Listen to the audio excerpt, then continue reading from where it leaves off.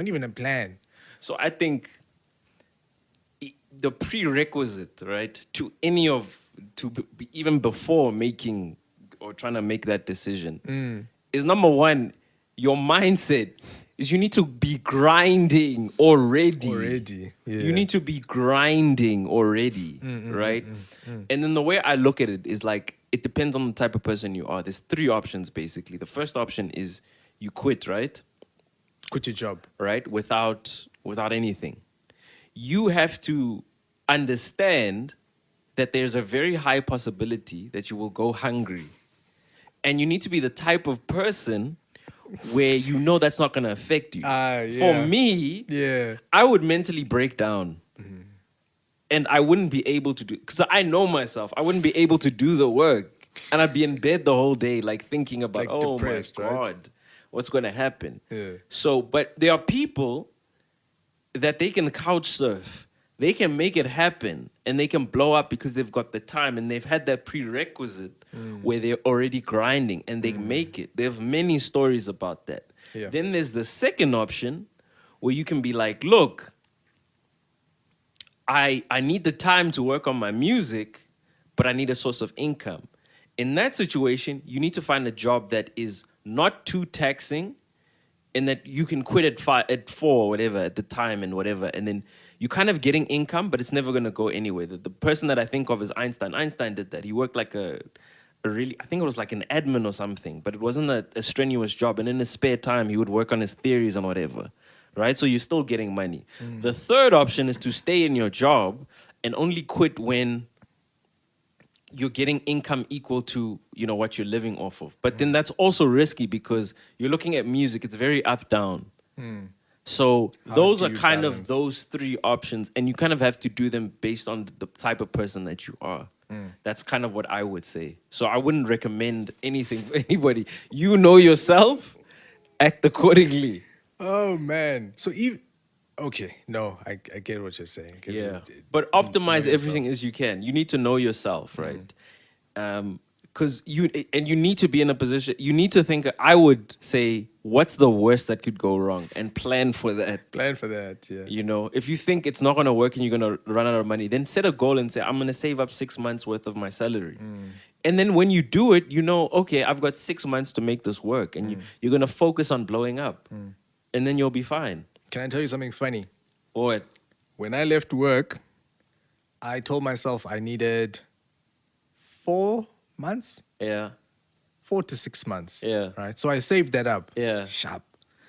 Then I was gonna cash out my pension. I was working for the government, so I was like, I'm gonna cash out my pension super early, which I know would have given me the tax you're gonna pay on that. Yeah. I was like, but it's fine. You know, it gives me funds to run my music, right? And then I took the leap, right? Yeah.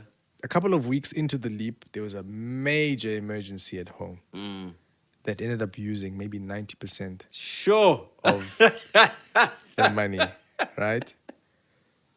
Then my government being government and Department of Health being what they are, they paid me my money 18 months after I resigned. So my man. Best laid plans.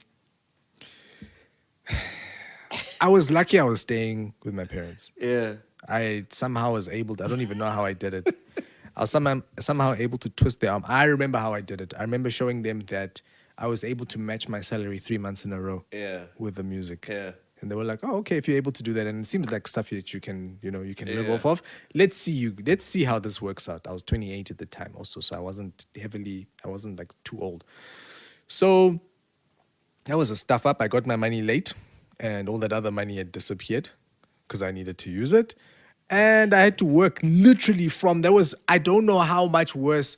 I mean, obviously it would have been worse had I not been at home. Yeah. But I would have broken down. There were days when I just sat there and I was like, Adrian, you made the wrong decision. You did the wrong thing. Yeah. And my friends would call me and be like, yo, man, we see you living the life, man. You're in the studio each day. I'm sure you must love that this. as well. And I was like, man, oh man.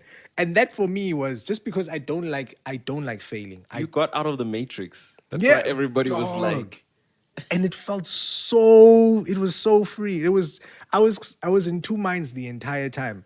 I was like, I am so free and I see all the opportunities and I see life without the shackle of like, get to work now. I was like able to look around and see stuff. But at the same time, I was like, there's security there. Like, I want to go back, right? And that's eventually why I ended up going back. I wanted more money, obviously the security that came with it. But it was Emotional toll. there were days when I remember sitting there. It was like 10 p.m. at night, and I'm like, people are getting into bed because they've got purpose for tomorrow.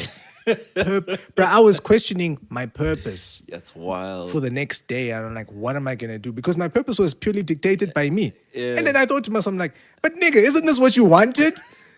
But now you're crying about it. So I was like, Much okay, freedom. exactly. At that point, I learned something very, very important: routine. I didn't have a proper one. Didn't? I didn't.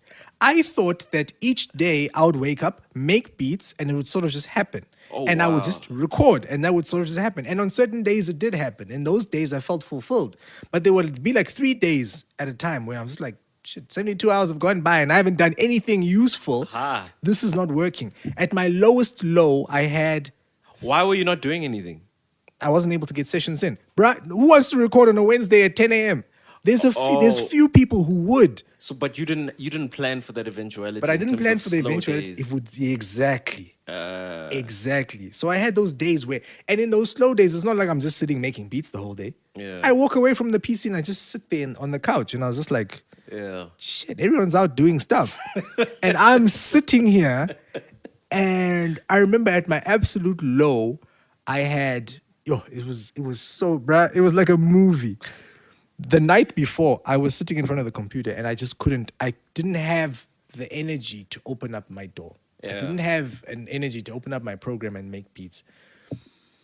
There's just so much going on in your head. Exactly. So I wrote down a couple of things. I got super emotional.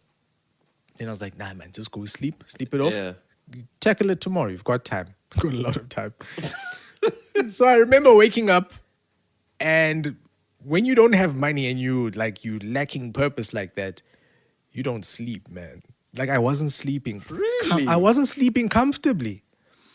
So I woke up and I was like, okay, cool. What's the immediate problem? Yeah. And I was like, the immediate problem is my bills for the month. Let's just talk about like basic stuff. The immediate problem is bills. So I went onto my app, my banking app, and I was like, let's see how far off I am from being able to pay. I think I maybe had half the month left to get the money together. I think I must have had like 34 Rand in my account. Oh, shit. Yeah, I had about 34 Rand in my account, and I was like, yeah. Yo, that would have been the perfect time to come make an album with you, bro. Yeah, bruh. That was actually the perfect time. So I was like, this is not right, and I shouldn't be waking up at 3 a.m. from stress like this. I'm too young. I'm too young wild. to do this. Bro, I thought you were living the life. Right. So at that point, I'm like, okay, now this is bad, and like I said, I hate failing. Yeah. I felt like I had done so much to get myself here. I can't fail. And running back to the job, that was also failure for me. Even doing a young locum on the weekend, that was failure. I didn't want to be seen in scrubs doing anything related to physiotherapy. Yeah.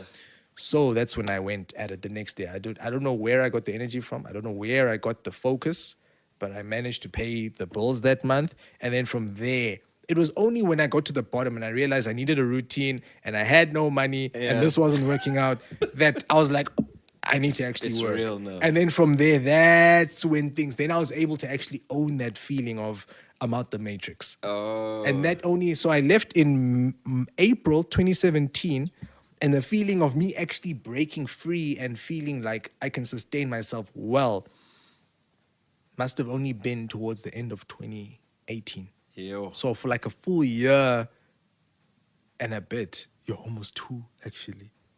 I was struggling. And you went back to work not because you felt you failed, but because it was the most logical choice. At the time. Yeah. So end of 2018, things are going well now. I remember that Christmas was amazing. I remember sitting there and thinking to myself, oh, you guys are tired. I am not tired. I'm out the matrix. And when the year starts, I won't be tired. I won't be like, I'm dreading going back to work. I'm living life. The first few months of 2019, I banked. banked. I was so happy. Everything was going well. Everything was going so smooth. I went back to work later that year. Yeah. I went back to work late in 2019. But at that point, all the systems were in place. And I remember my mother was saying to me, "Are you sure?" Yeah. This is the same lady who wasn't sure when I was of me leaving. Yeah. But they had seen the work and they had seen what I had built it up to. Yeah. And now they were asking me, "Oh, do you really want to go back?" And I'm second